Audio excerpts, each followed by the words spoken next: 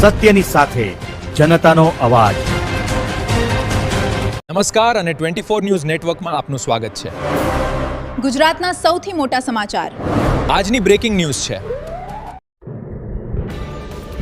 ભાવનગર જિલ્લાનો જીવાદોરી સમાન શેત્રુંજય ડેમ સિઝનમાં બીજી વખત ઓવરફ્લો। ભાવનગર જિલ્લાનો જીવાદોરી સમાન શેત્રુંજય ડેમ ચાલુ ચોમાસાની સિઝનમાં બીજી વખત ઓવરફ્લો થયો છે। ઉપરવાસમાં સતત વરસાદને પગલે ડેમમાં પાણીની આવક વધતા તંત્ર દ્વારા સાવચેતીના ભાગરૂપે ડેમના 59 દરવાજા 0.30 મીટર સુધી ખોલવામાં આવ્યા છે।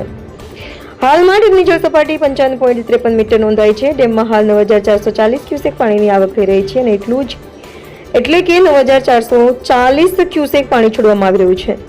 ડેમ ઓવરફ્લો થતા ખેડૂતોને જિલ્લાના પીવાના પાણી માટે રાહતના સમાચાર મળ્યા છે, જ્યારે નીચાણવાળા વિસ્તારોના લોકો તથા શેત્રુંજય નદીના પટમાં અવરજવર ન કરવા માટે તંત્ર દ્વારા સાવચેત રહેવા અપીલ કરવામાં આવી છે।